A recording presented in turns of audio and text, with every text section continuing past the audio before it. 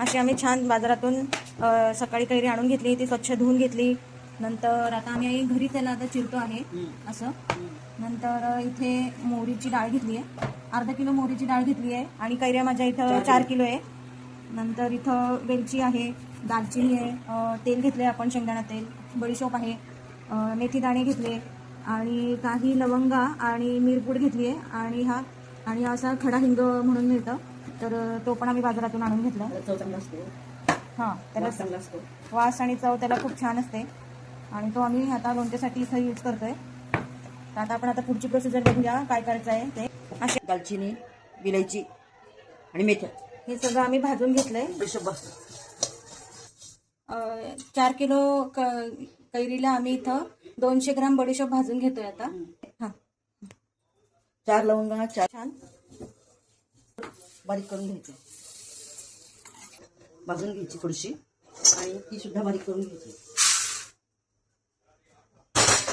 आता आम्ही थोडी आधी ती थंड करून घेतो आणि मग ती मिक्सरमध्ये भरडसर अशी बारीक करून घेतो. मेथ्या घेतलेल्या, मोहरीची डाळ घेतलेली आहे, ही पण कढईत टाकायची आहे आणि थोडीशी गरम करून घ्यायची. खूप नाही, पण थोडीशी गरम करून घेतली म्हणजे त्यातला कडवटपणा जो आहे तो कमी होतो आणि लोणच्याला चांगली काढायचं आहे त्याच्यातलं.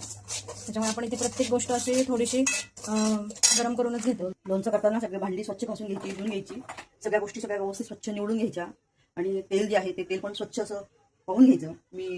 आणि हे सगळं गरम करून ते करभर असं बारीक करून घ्यायचं. म्हणजे मोहरीची डाळ जी आहे ती भाजून घ्यायची, बडीशोप, मेथ्या, लवंग, जिरे, लवंग, दालचिनी हे सगळं छान असं भाजून घ्यायचं करभर. आणि तेही आपण आता त्यात टाकणार आहोत. आता जे बडीशोप आहे ती बडीशोप सुद्धा आपल्याला बारीक करून घ्यायची, गरमच करायची, जास्त नाही करायची,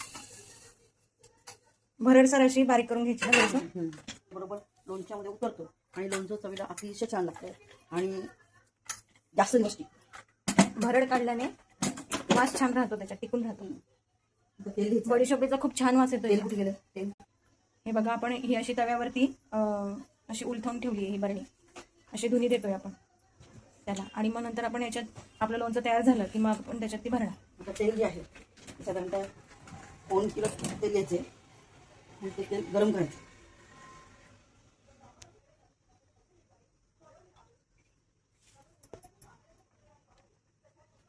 1 लिटर तेल घेतलंय मी इथं, शेंगदाणा तेलच यूज केलंय. त्याच्यात दूर निघायला पाहिजे तसं सगळं तेल गरम करून घ्यायचं, मग ते गार करायचं आणि मग त्याचं थोडं जे गरम असतं त्यात थोडं थोडं तेल जे आहे त्या मसाल्यामध्ये टाकायचं. म्हणजे तो मसाला जो आहे तो छान भाजला जातो. टाकायचं नाही, मीठ आपल्याला शेवटी टाकायचंय. मग आपण ते तेल ह्या मसाल्यामध्ये थोडं तेल टाकायचं, भाजलं जातं आणि ते चांगलं गार झालं की मग ते मसाल्यामध्ये टाकायचं. अच्छा, ते एकदम गरम नाही टाकायचं आपल्याला, गार झाल्यावरती थोडंसं कोमट असतं. लोणचं ते काळं पडत नाही, लोणचं जे आहे ते लोणचं काळं पडत नाही आणि त्या लोणच्याला छान लादी येते. मग आपण कुठताना सुद्धा त्याचा वास असं सगळीकडे दरवळतो आणि त्या लोणच्याला एक छान असं चव येते. म्हणून शक्यतो खडा हिंग जो आहे तो खडा हिंगच वापरायचा असतो.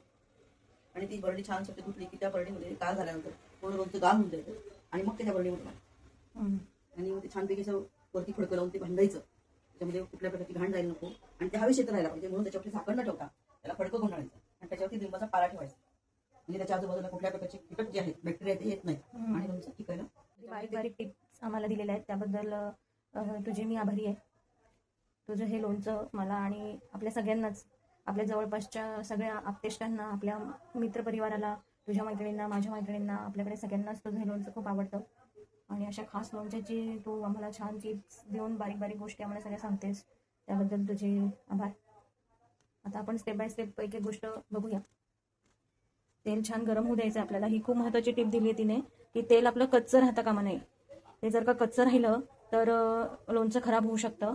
त्याच्यामुळे तेल असं छान आपल्याला कडक गरम करून घ्यायचंय. धूर निघाला पाहिजे त्याच्यातून, एवढं ते गरम झालं पाहिजे. आपण आता मिक्स करून घेतो याच्यात छान. सगळ्या फोडी ज्या केलेल्या आहेत कैरीच्या त्या सगळ्या आता मसाल्यामध्ये मिक्स करून घेतोय छान.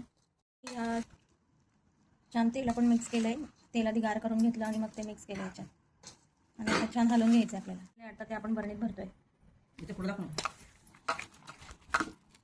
खूप छान कलर आले. हो, कलर खूपच छान आले.